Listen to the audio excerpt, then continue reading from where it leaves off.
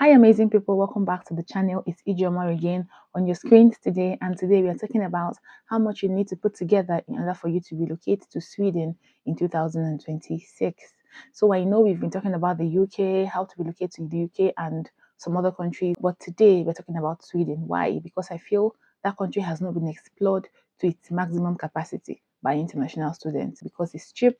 It also has relatively good immigration policies and rules, and the postgraduate visa is also good as well. The Swedish government do not change immigration policies every other day. So in this video today, we are going to talk about the tuition fees, visa process, part-time work hours, and how much you actually need to live and study there comfortably. I've seen a lot of change, been through a lot of pain.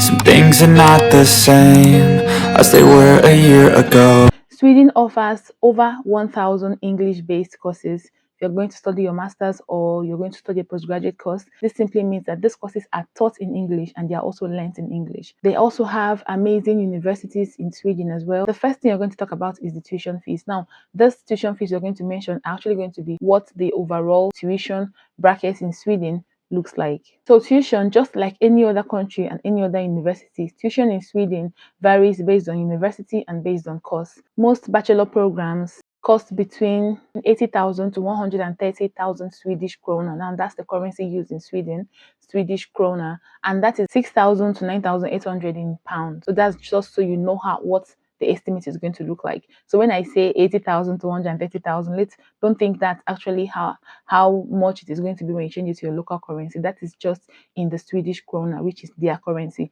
But when you're converting this money to pounds, is about 6,000 to 10,000 pounds. Okay. Now for master's programs tuition costs between 90,000 to 160,000 krona, which is also about 6,800 to 12,000 pounds. So universities in major cities like Gothenburg and Stockholm tend to be more expensive. Now, what's the living cost like in Sweden? The Swedish migration agencies requires international students or prospective international students that are going to relocate to Sweden. They require them to have at least 10,314 Swedish krona in their accounts for your living expenses. This is as of 2025, but it's also slightly going to increase in 2026. Before you go on to proceed with the process, make sure you check on the Sweden Migration Agency website to know how much the living expenses is going to be in 2026. But this is based off what was there in 2025. So for a 12-month program, now for a 1-year program, which is going to be the duration of what a typical master's degree is going to be,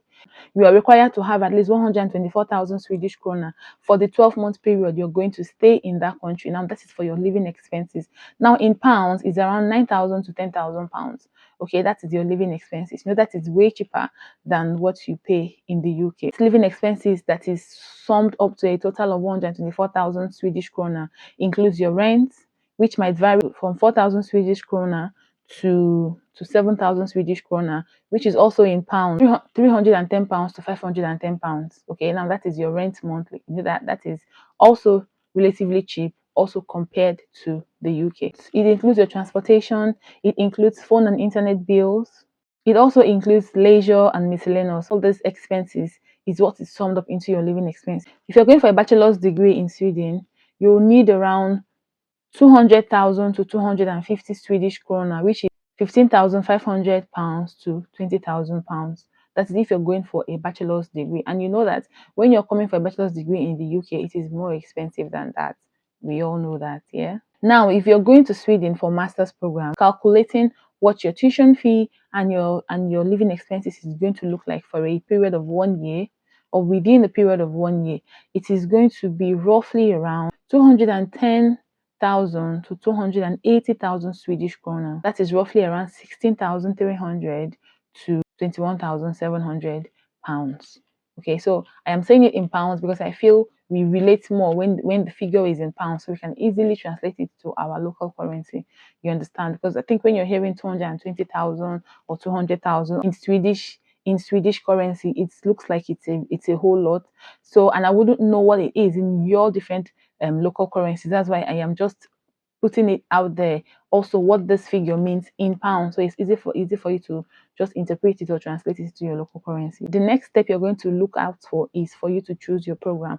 Now that is one of the most important processes in relocation plan. First of all, you consider the university. So I'm going to mention some very popular and prominent universities in Sweden that you can also look out for when you are considering relocating to Sweden.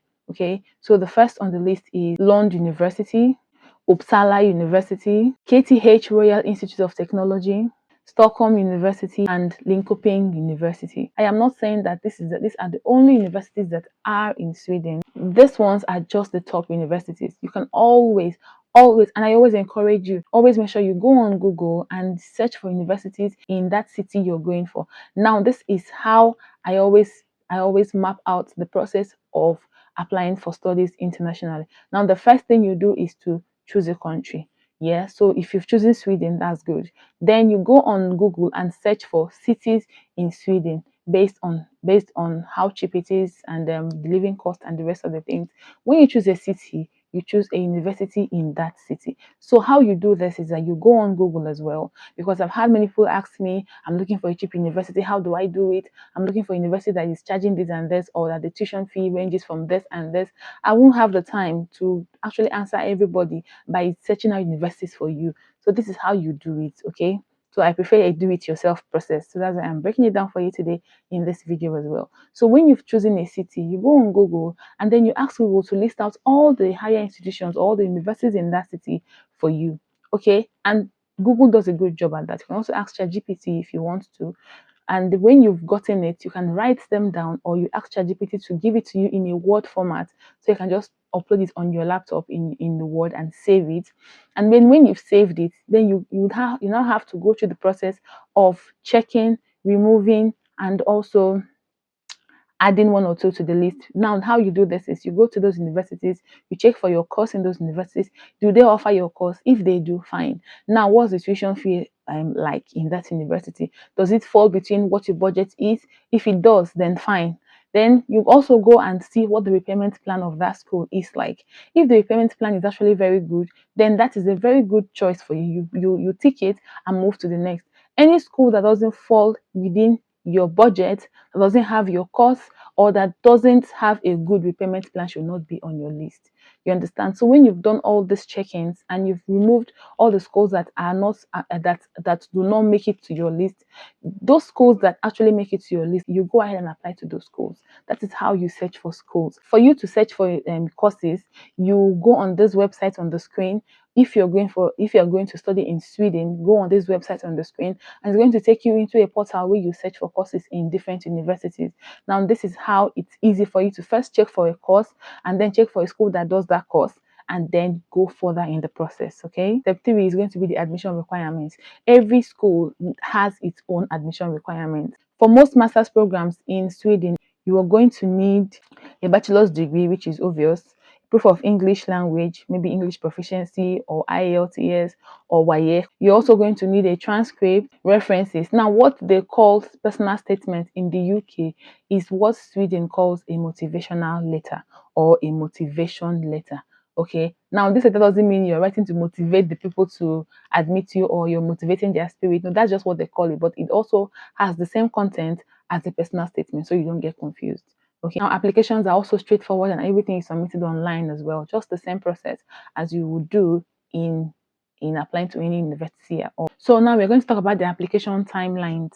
Now, if you're applying to study in autumn 2026, the applications have been opened in October 2025 already. That was last month, and it is going to close in January 2026. So it has a 4-month window for you to apply. It is still open now. You can apply now. And then by February, you upload your documents and you pay an application fee of 900 Swedish krona. In March towards April, you're going to wait for your admission results and getting feedback from the university to know if you've gotten in or not. In August, classes are going to begin. Okay, so that's just what the admission timeline looks like. So Sweden runs mainly only one intake, which is the autumn, which is the August September intake. Most of Swedish universities do not have the January February intake. They might have maybe some crash courses or some conversion courses, that one or two maybe during the year, but the main resumption courses run only one intake per year. We're going to talk about the student visa and work eligibility in Sweden. So once you've